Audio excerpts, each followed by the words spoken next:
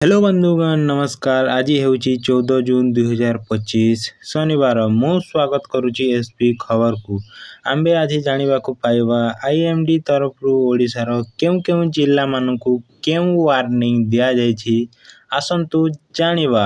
ଓଡ଼ିଶାର 30ଟି ଜିଲ୍ଲାଗୁଡ଼ିକୁ yellow warning ଜାରି କରାଯାଇଛି ଆଇଏମ୍ଡି ତରଫରୁ।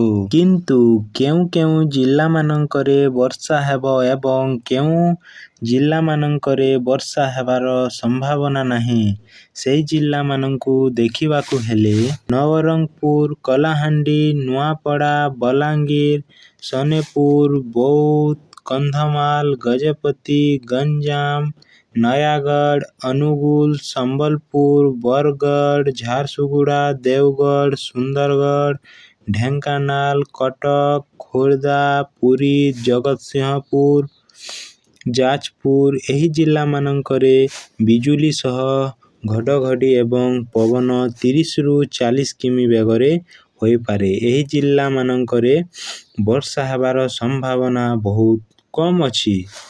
ଆଉ 8ଟି ଜିଲ୍ଲାରେ ପ୍ରବଳ ବର୍ଷା ହୋଇପାରେ। ଆଇଏମ୍ଡି ତରଫରୁ ଯାହା ସୂଚନା ଦିଆଯାଇଛି, ଏହି ଜିଲ୍ଲାମାନଙ୍କରେ ବଜ୍ରପାତ ସହ 40ରୁ 50 କିମି ବେଗରେ ପବନ ବହିପାରେ ଏବଂ ପ୍ରବଳ ବର୍ଷା ମଧ୍ୟ ହୋଇପାରେ। ଏହି 8ଟି ଜିଲ୍ଲାର ନାମ ଜାଣିବାକୁ ହେଲେ ମାଲକାନଗିରି, କୋରାପୁଟ, ରାୟଗଡ଼ା, କେନ୍ଦ୍ରାପଡ଼ା, ଭଦ୍ରକ, ବାଲେଶ୍ୱର, କେନ୍ଦୁଝର, ମୟୂରଭଞ୍ଜ ଏହି ଜିଲ୍ଲାମାନଙ୍କରେ ପ୍ରବଳ ବର୍ଷା ହୋଇପାରେ। ଭିଡ଼ିଓ ଭଲ ଲାଗିଥିଲେ ଭିଡ଼ିଓକୁ ଲାଇକ୍ କରି ଚ୍ୟାନେଲକୁ ସବସ୍କ୍ରାଇବ୍ କରିଦିଅନ୍ତୁ।